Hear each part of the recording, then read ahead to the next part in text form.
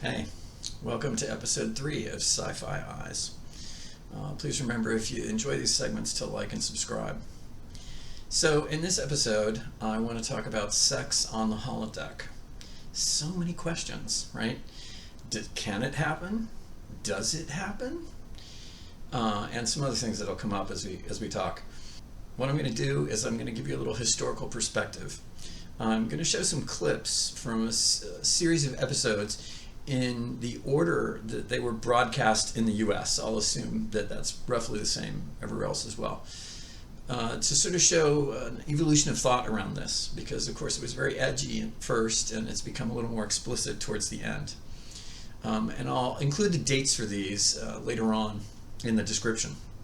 Also, while a lot of these come from Star Trek franchises, not all of them do. And the Star Trek franchises in particular, you may notice that there are, because of the overlaps in broadcast between the end of Next Generation, the beginning of DS9, and the end of DS9 and the beginning of Voyager, you'll notice that even though I'm going to show these clips to you in broadcast order, that there are some, we go back and forth between some of the series at some points. But I'm assuming for all of these that, it's generally the same group of people, and I think a lot of people are having, so we're seeing evolution of thought on this over time. So let's begin. So my first example is some holodeck scenes from Star Trek: The Next Generation, right? And the first one is actually fairly early on in the episode 11001001. Yeah, you tried getting that right. Yeah, so in this episode, the Enterprise is at Starbase for some upgrades, and Commander Riker decides to spend some downtime in the holodeck while the upgrades are taking place. And he chooses a New Orleans bar. He wants to play some jazz. He wants a trombone. And in order to have an audience, he calls up a companion. Now, they get to dancing in the episode, and it's getting kind of hot and heavy. It's very flirty. And eventually Riker, this is Minuet here, and Riker eventually asks her, he says, well, how far can this relationship go? How real are you? And she says, I'm as real as you need me to be. And then we get to see a passionate kiss. Now, at this point, Picard walks in, all right? And, so, of course, well, what would happen if Picard hadn't shown up, A. B, it's like, okay, listen, is there no lock on the holodeck, or do not disturb sign, or something like that? I mean, we know there are some other episodes where, crew go on dates in the holodeck, and so even if they aren't having simulated sex in the holodeck, they might still want some privacy. So, and we'll come back to this again. This seems to be a recurrent issue, that people do not lock the holodeck door or something like that in case they're doing something they might not want people to walk in on. So we'll be paying attention to that.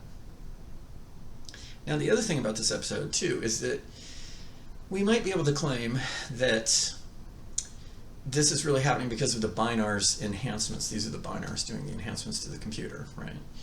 And they had Minuet does admit to Riker at one point that the Binars had noticed he was interested, and were hoping that they would be able to use Minuet to distract Riker and keep him on the ship. So we could claim that in this instance that this might have been a result of the Binar's enhancements, which at the end of the episode we discover are no longer in place, right?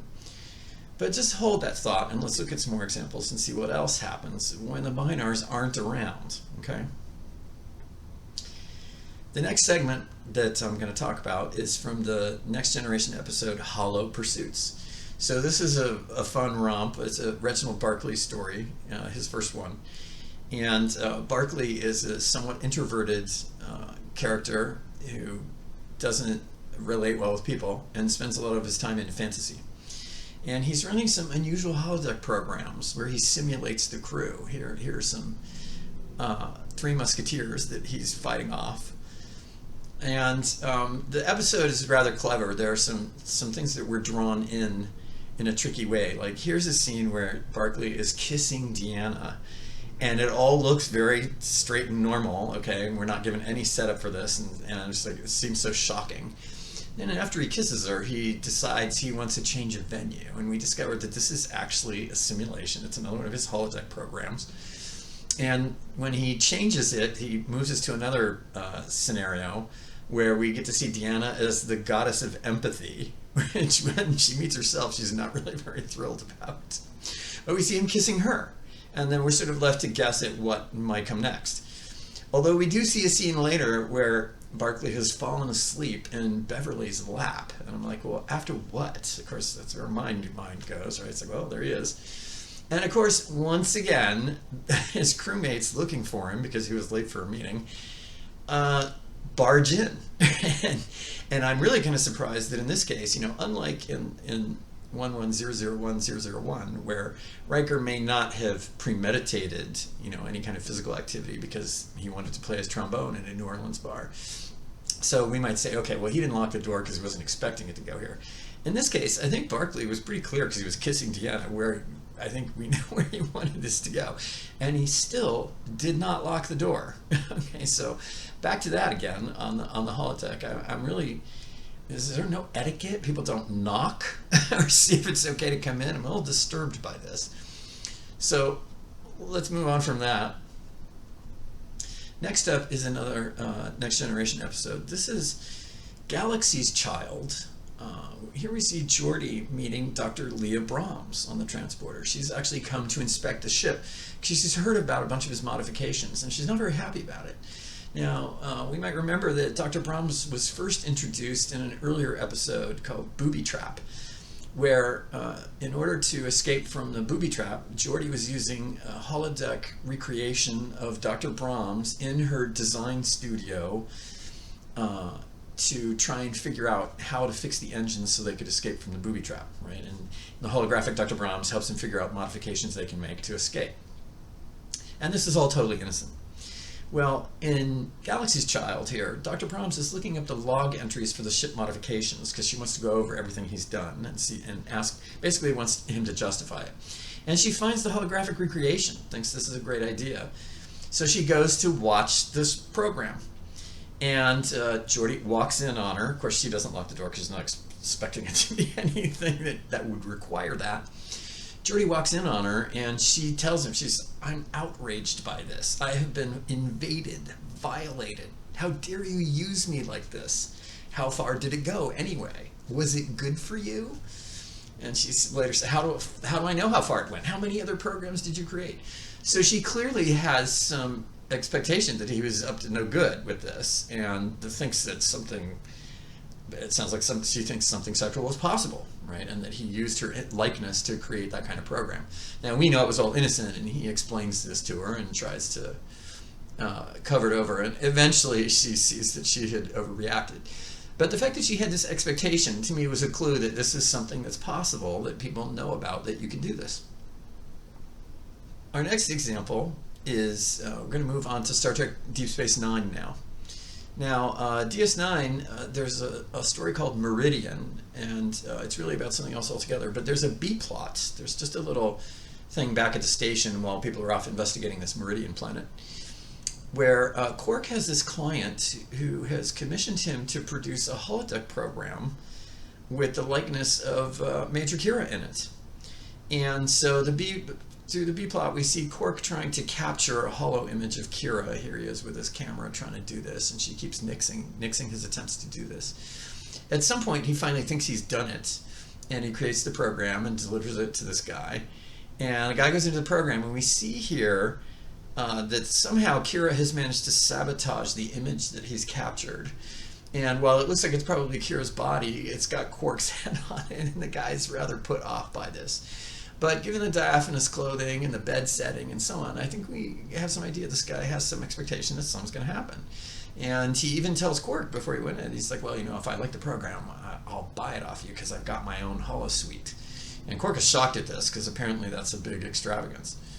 But the guy seems pretty determined to have it. But the program didn't work out.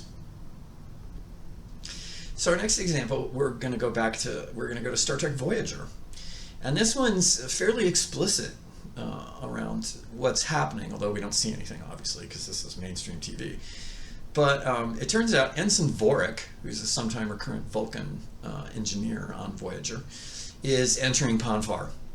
And of course the usual Vulcan, he doesn't want to talk about it, and Tuvok is no help, and so on. And but the Doctor finally figures out what's going on, and tries to persuade Vorik to use a holodeck Vulcan to work out his issues, right, during his Ponfar. Now Vorik thinks this is absurd, right? And the Doctor, tries really hard to persuade him that, the only difference is in your mind, right, and so on. Now, I'm not sure that's really going to fly, because it seems to me that, from things we've seen before, that there's some telepathic component to Vulcan mating rituals and so on. And so I myself am suspicious that this could work, but of course the Doctor's not going to know that or realize that. All he knows is that, they have to take a mate or die, right, is all that Tuvok will tell him, right? So the Doctor tries to convince Vorik that this will be a substitute and that afterwards he'll be fine. And after what isn't exactly here, but again, telling him the difference is all in his mind really makes me think that he's expecting some kind of action in here. The next example, we're going to go back to Star Trek Voyager. So remember I told you that they overlapped some, so that's why in chronological order some of these things are interleaved. So there's a rather charming Voyager episode called Fairhaven, where Tom Paris recreates this quaint Irish seacoast town, that, and they have this open holodeck policy where anyone can go in and enjoy the simulation. And at one point we see that Janeway is quite taken with a local barkeep, and she's hanging out with them at the train station and walking around the town. Chakotay sees them, and at a later point, Chakotay is commenting on how it was nice to see her on the holodeck having fun. And she says, yeah, he's really charming, but too bad he's made of photons and force fields. And Chakotay says, well, I never let that stand in my way. And so, okay, here's the first hint that it's like, that's not a barrier to whatever you might want. And indeed, we later see her, she sort of has this dating relationship with this barkeeper, Michael Sullivan. Here we see her kissing him in the pub after having suitably changed the program so that he no longer had a wife, and a few other modifications that she made to make him more attractive. And ultimately, though, she breaks it off with him, and he has to report to her later that he's kind of gone bananas in the town square looking for her. And she finally does confide in the Doctor and says, well, Doctor, I've become romantically involved with a hologram. And he says, well, did you have intimate relations? And she says, that's none of your business. Now, I want to note here that the Doctor, being both a doctor and a hologram, asked this question, did you have intimate relations? So presumably, being a doctor and a hologram, he would know whether this was actually possible or not. In other words, I don't think he'd ask that question if it wasn't possible, right? So there's a pretty strong implication that it can happen. And she says that's none of your business. So we don't actually know if it happened, but it's pretty clear that it can happen at this point, right? And the final little thing for me, at least, though, is that she goes on to describe to the Doctor, why she broke it off. And she says, well, we had a picnic by the lake, and Michael drifted off to sleep. And I was like, drifted off to sleep? Okay, I'm back to that he fell asleep afterwards thing. I'm like, okay, but that's me. That's just me, but I think they're being suggestive on purpose. So I think we're for sure it can happen, but it's not clear it actually did or not. But the fact that she answered, none of your business, I think she realizes it's possible too, whether or not she did it. My next example is actually, I'm going to skip from the Trek franchises. I'm going to use something from the Orville. I know strictly speaking it's not Trek, but it feels like Trek, it looks like Trek, and it's got so many people in common working on it. Right now, Andre Bormanis and Brandon Braga are showing up in the credits, and a number of Trek actors that have directed episodes and so on. And Seth MacFarlane seems to be a Trek fan. He appeared in an episode of Enterprise, and there's a YouTube I saw of him playing Captain as a teen. He made some little video that was cute. So I think he's a fan, and so I think we can assume that the thinking is kind of moving in the same lines here. So as far as this question on sex on the holodeck goes, I'm actually really happy to see the Orville confronted this directly. There's no pussyfooting around on this one, okay? They definitely went after this. And for a start, they have simulators you can walk into and create environments. They call it the simulator, not the holodeck, but it seems to have the same functions, right? And what we see in this episode is Lieutenant Commander Bortus, okay? And I'll note here, if you don't watch the show, beware. Bortus comes from a planet called Moklas, and the Moklans are a single-gendered species. So Bortus is using porn in the simulator, all right? And we get several samples of this. There's a very basic woodland scene here with someone. And we move on to this somewhat edgier dungeon scene that includes a humiliation scene and whatever's going on here is not really clear, right? And then there's a doctor scene that's even more suggestive, okay? Where the doctor scene is really interesting. Bortus gets bored with it and goes out. And I guess these weren't really exciting enough for him, so he commissions a special program for himself and that he has created. He has to actually install that one because it was not something he could just call up. We see him doing that here. And then we see it's this Moklan sex grove, right? And Bortus seems pretty pleased with that. Now, this is all good, but once again, this locking the door issue, because Bortus's mate Clyden walks in on him right here in the simulation, right?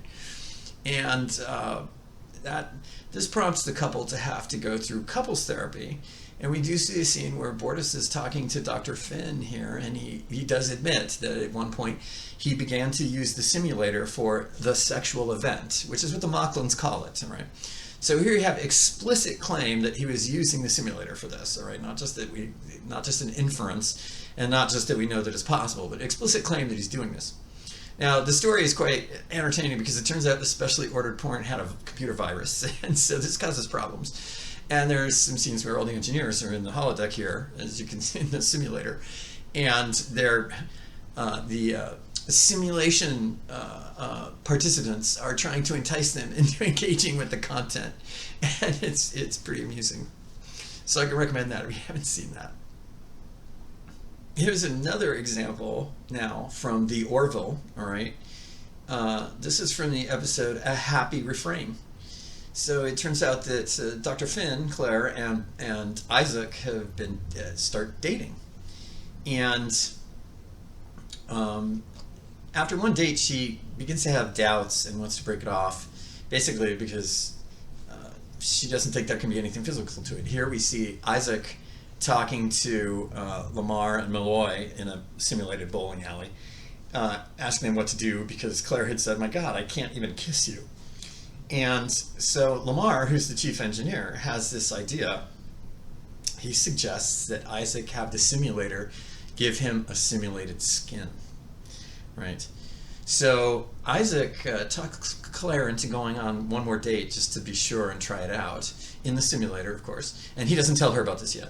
So she shows up in the simulator at the restaurant where they're going to have dinner. And then Isaac activates the simulated skin. And we actually get to see actor Mark Jackson, who plays Isaac. This is him. And later, after the dinner, Claire instructs the simulator to switch the locale to her quarters, to simulate her quarters. And here we see Isaac's simulated clothes off, at least on the upper part of his body. So we can only guess what happens after that. So while strictly speaking, Claire's not having sex with a simulation, the parts are simulated because Isaac doesn't have any of them. So we do know that the holodeck programs and whatever do have some knowledge of what that is and how that works and what to do with that, because they're providing it for Isaac since he doesn't have any of his own. All right, so that's definitely going on there. Finally, I'm going to come back to the Trek universe. All right, one of the more recent franchises, Lower Decks, the new animated franchise, had an episode recently that also pretty strongly implied this. So in the episode Moist Vessel, in the first season, Captain Freeman and Commander Ransom are giving Ensign Mariner lousy jobs to try to get her to quit. Ensign Mariner's always causing grief, and they want to get rid of her. And so we find out, and this is a side plot to this story, but we find out that one of her jobs is holodeck waste disposal. Here we see looking it up on our pad, and we get a glimpse of this. We see Mariner here removing some kind of a waste container in the holodeck. It looks kind of toxic or whatever. And later, Freeman's checking up on the progress of this little project to get rid of her. And Ransom explains to Captain Freeman, well, you know, she's finding ways to make all the lousy jobs more fun. And Captain Freeman says, well, give her worse jobs, right? And Ransom tries to explain to her what's going on. Now, the dialogue was bleeped. I was really disappointed. So I went back and rewatched it and captured it with closed captions, hoping to actually get the dialogue. And that's what I'm going to show you here. Unfortunately, it's still bleeped in the closed captions. But you fill in the blank and see here, you know, the Ransom says, I already have her cleaning bleep out of the holodeck bleep filter, right? And, you know, Freeman is horrified. You know, she's like, people really use it for that? And he says, yeah, it's mostly for that. And you can see from the look on her face that this is not a good thing. So I thought that was pretty telling, okay? And that's, you know, we've come full circle back to Trek here again, and there sort of seems to be, yes, the holodeck is being used for something unsavory, although we don't know exactly what. So anyway, those were the segments, the clips that I had for today that sort of tell the tale of sex on the holodeck as we know it so far. Who knows what will come? It's clear that over time, as the topic has become less edgy, it's been a little bit more revealing, and also the fact that, you know, for example, the Orville example, because it was immediately on a streaming platform that came out on Hulu originally. I think they had a little more leeway as far as worrying about censors and so on, because it wasn't just broadcast TV. I expect that over time, probably, these things will be a little more revealing, but we'll see what happens, and it'll depend on what's possible on TV, of course. So it looks like, yes, sex is not only possible, but it's happening in the holodeck. So there you have it. So that's the episode for today. Stay safe, and remember, what happens in the holodeck stays in the holodeck. So thanks for watching. I'll see you next time.